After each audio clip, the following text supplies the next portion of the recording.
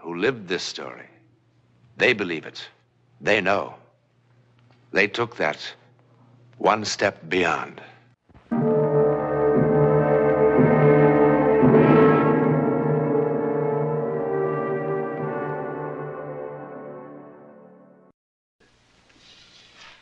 Here in this warm, secure London house, early April 1912, began the bizarre and untold chapter of a news story that would soon stun the civilized world.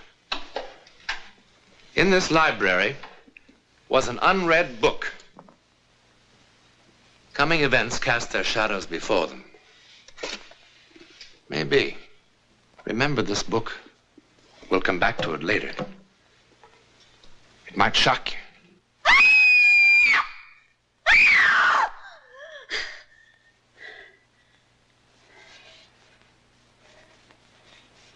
Mother. Mother. Mother. Mother!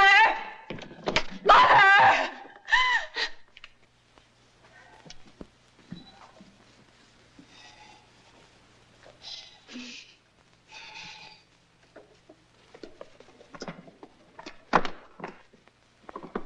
What is it? What's wrong, dear? It was water. Dark water. I was drowning. I couldn't swim anymore. I was drowning. Oh, you've just had one of those old-fashioned nightmares. Oh, no. I don't blame you. All this excitement about the wedding. No wonder. Eric was there. And I couldn't find him in the dark. And the water closed in over me. What does it mean? Nothing. Absolutely nothing. And in 4 days you'll be married and in Switzerland on your honeymoon. The happiest bride that ever was. And you can't drown in Switzerland. Nobody ever does. All they do is bang into trees on those foolish skis. But drowning? No. It was all so clear to me. And I could feel the water. It was like ice. Now, if you must dream, I order you to dream only pleasant things. Eric, your wedding dress, and how happy you're going to be. Promise? That's better. Now, come on back to bed. But I couldn't find him. I couldn't find him. Now, that is enough, darling. And I shouldn't worry Eric with this. He's been trying so hard to make everything wonderful for you. There. Now. Good night, dear. And no more nightmares.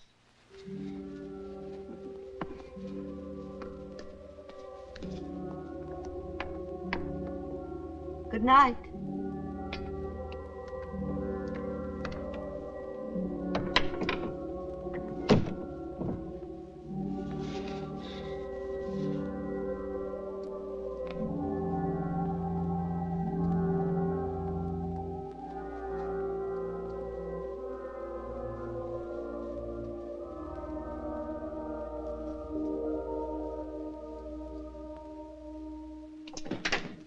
Good morning, Emily.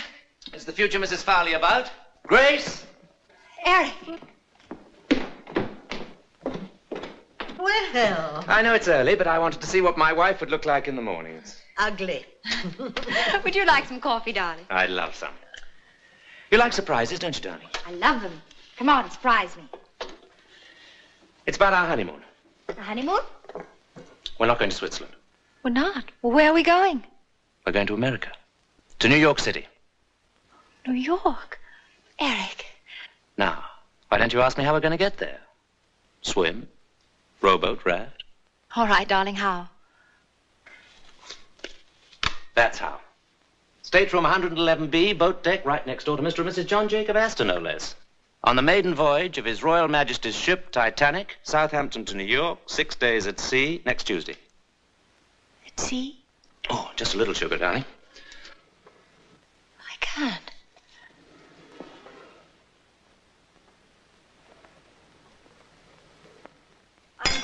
I can't believe it. I can hardly believe it myself, but the office has connections. Oh, Oh, you lucky children. You sure you won't miss Switzerland? Oh, Switzerland will keep. But the Titanic, our honeymoon, that's once in a lifetime. The paper's full of nothing but the Titanic. Listen to this, Grace. RMS Titanic, the world's largest and most luxurious liner, is writing a new and glamorous chapter in man's conquest of the sea. By virtue of her 5 watertight compartments, she's being hailed in marine engineering circles as the unsinkable ship. Her first passenger list makes her a floating home for royalty, statesmen, international society, and stars of the theatre and the arts. And Mr. and Mrs. Eric Farley, who are absolutely unknown. And absolutely in love.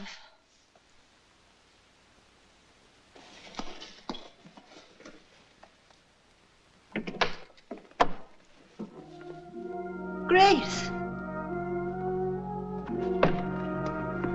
Grace!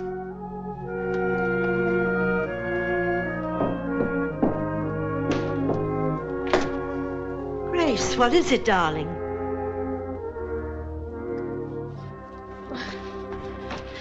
What is it?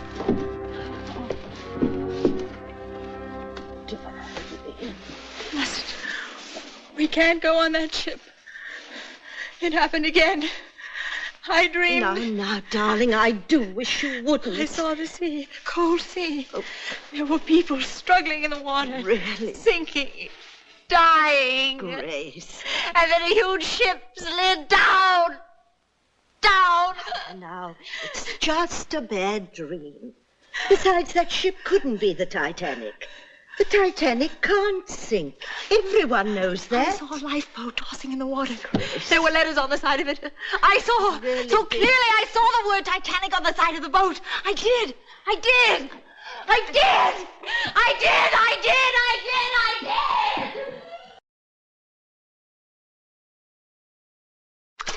Just what I've always wanted. Only my own dear Aunt Agatha would have guessed. Have you ever kept birds, my darling? No, neither have I. You ever thought of keeping birds? Neither have I. And by all means, write dear Aunt Agatha and tell her she's made us very, very happy. I will.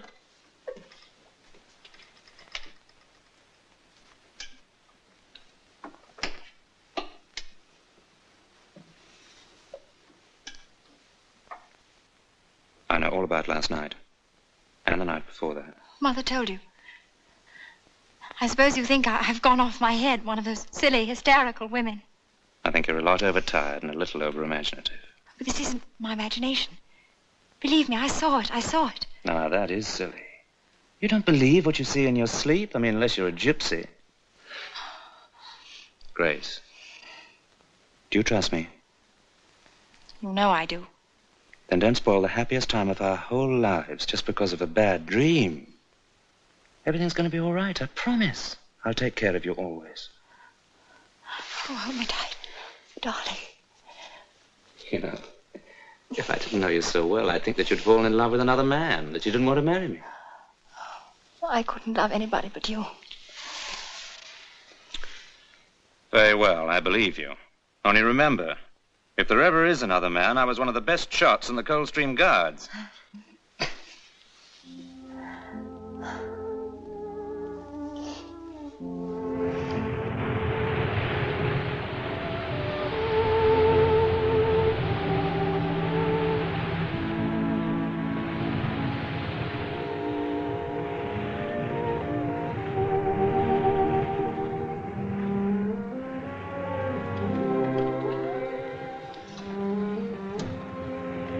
Are you asleep?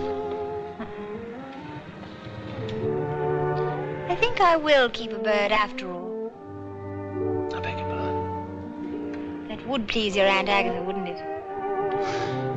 Terribly. Did you have any particular species in mind? Oh, a lovebird, of course. Oh, naturally, lovebird.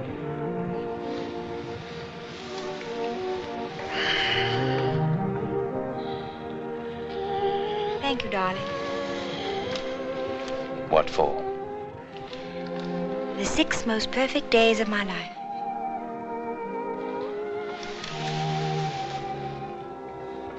lovely you are. And very young. Could be even better days.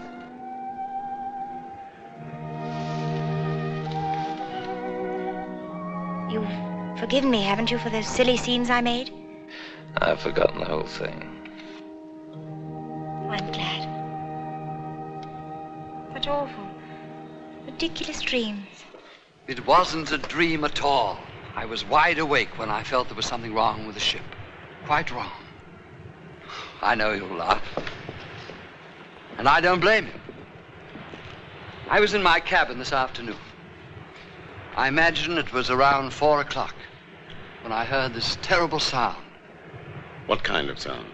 It was a terrible grinding sound, as though the ship had suddenly struck some immovable object. The whole boat seemed to tremble with the impact. Tell me, by any chance, did you hear anything or feel anything? No, I heard nothing like that, I'm happy to say. You know, it's probably your imagination, or more likely, indigestion. Now, why don't you see the ship's doctor? He's a good man, I'm told. I'm all right physically. It's just that for the first time in my life, I'm afraid. I'm afraid even for the next few hours. I don't know what I'm afraid of. It's as though something in my soul. You know, if I weren't such a hard-headed realist and I were at home, I think I'd call on my minister.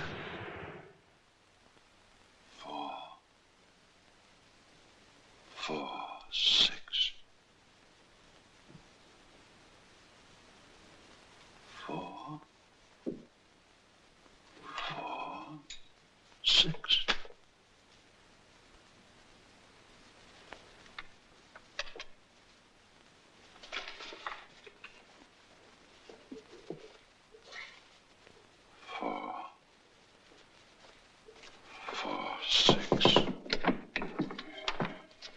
Excuse me, Dr. Morgan, but it's nearly time for the service. Miss Parsons, I'd like the congregation to sing hymn number 446 tonight. But, Dr. Morgan, the hymns for tonight are already posted in the church, and the organist... Please, 446. I didn't know that was one of your favorite hymns. It isn't. I don't even know the words. I simply know that we must sing it tonight.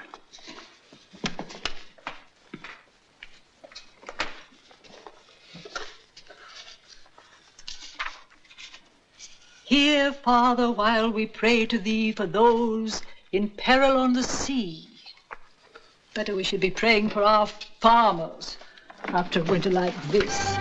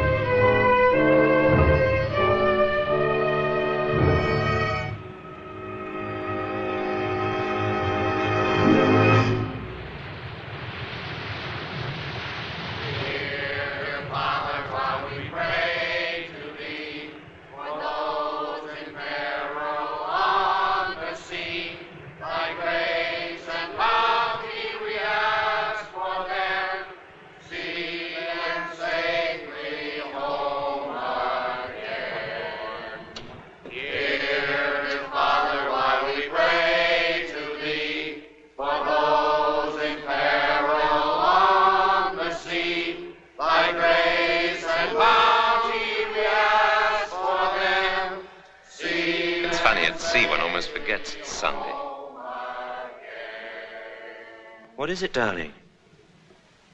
Nothing. You're cold. Come to bed.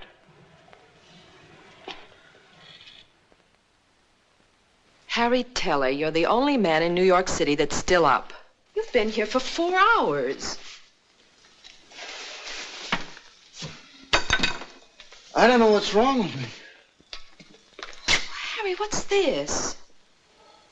I thought you were supposed to be drawing pretty girls in the new spring styles. You'll never make the deadline now. I don't know how it happened. I was, I don't know, helpless.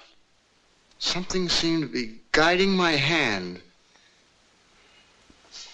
I can't explain it.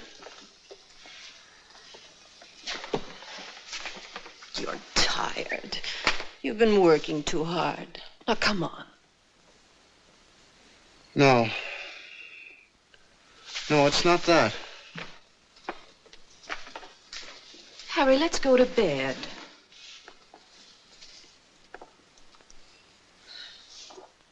You know, this drawing, it's awful. I don't know who would want it. But you know something? This is the best work you've ever done. I've never seen you do anything like this before. All of this detail in here. And Harry, what is it? Your hands are like ice. The water in the drawing was cold. Icy cold.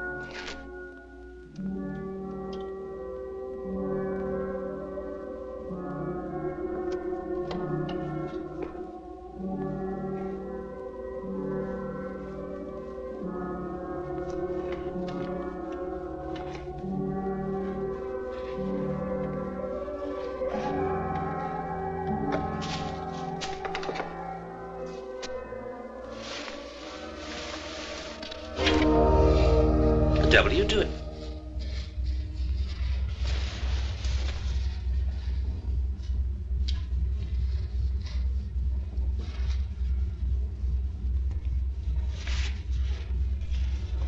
Grace.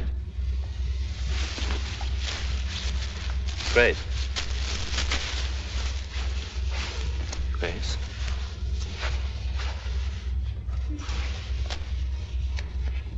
Grace. What happened? What's the matter? Everything's all right now. You come back to bed. I don't understand. I was sleeping and someone was screaming, hurry, that we need warm clothes. And I must... What's wrong with me? I must be losing my mind. Oh, I'm losing my mind. Darling, you're driving me out of mind, you know. Look, I'm not John Jacob Astor or a member of the nobility. I've saved for 2 years for this trip, wanting it to be a perfect honeymoon, and to have it spoilt by such childish nonsense. Oh, I'm sorry, Eric. I'm sorry. All right, darling, you're forgiven. I just don't make a habit of pitching my best clothes on the floor.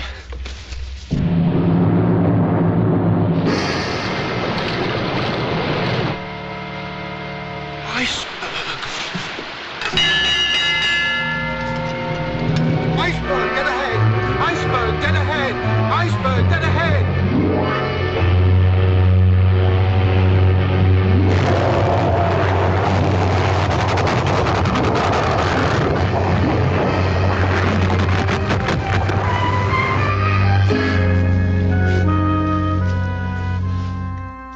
Engine seems to have stopped.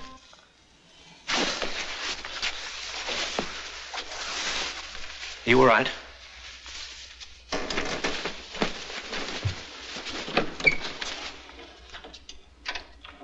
Oh, Stuart.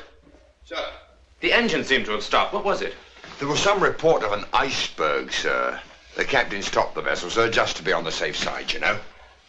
What an incredible ship. What service. They run out of ice at the bar, so what happens? We hit an iceberg. Good fresh ice. That's what I like. It's all over the deck.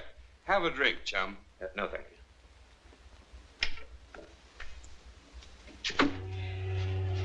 Never seen an iceberg, darling. Shall we go and have a look? That's a good idea. We'll wrap up good and warm. Captain's orders, go to your lifeboat station. Please dress warmly. Now, there's no need to panic. Just take it nice and easy. It's just a precaution, darling. Remember what the captain said tonight? The ship that nothing in the world could sink?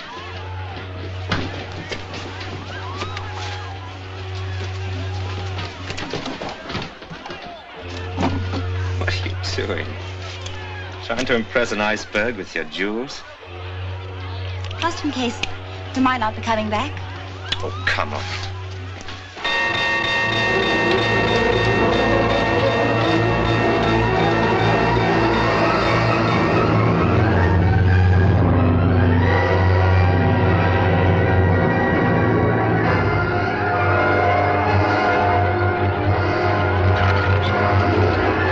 Easy does it now.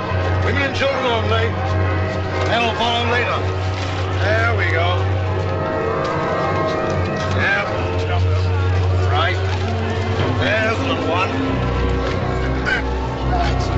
Here's the young fellow. Take care of him, will you? Yes, sir. No! Thank you, madam. No! No! I won't go without you, Hush, no! my darling, hush. No. Now, stop it. Listen to me. Have you forgotten your wedding vows so soon? Love, honor, obey. Now you go with the other women in boat 4. I'm sorry. I love our marriage. All 6 days, 5 hours, and 20 minutes of it. I even loved our first fight. If you ever have another bad dream, I'll listen to you. Every word. Come, madam. It's all right. It's all right.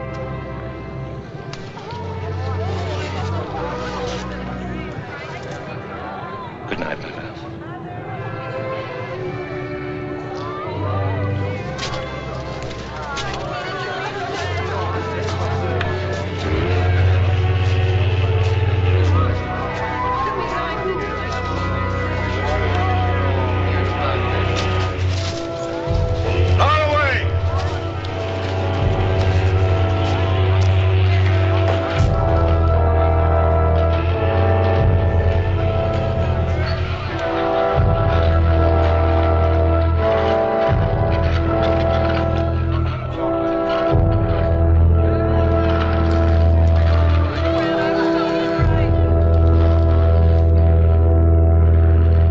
Farley never came back to this house. Over 1,500 people perished that dreadful night aboard the Titanic. Eric Farley was among them. You've seen some of the unexplained supernatural events surrounding the life and death of a great ship. Now, do you remember this book? It's a novel published in 1898, 14 years before the ill-fated vessel was even dreamed of. The title, Futility.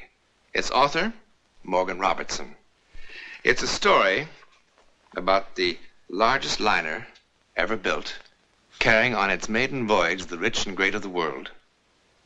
Then, on an April night, it struck an iceberg. The vessel in this book was 70,000 tons. The Titanic, 66,000 tons.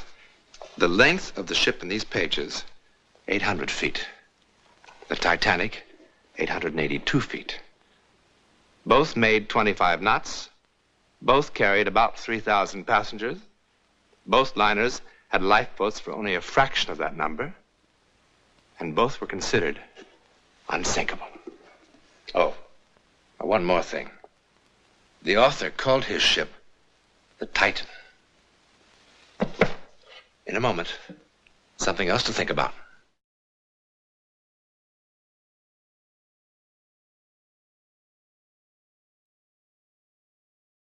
This is the ticket that carried a passenger, Arthur Douglas by name, from New York to Chicago on a fantastic excursion into terror. Now, if you were one of the passengers on the train that night, we'll thank you to keep your secret until next week, when a perfectly normal man takes that one step beyond.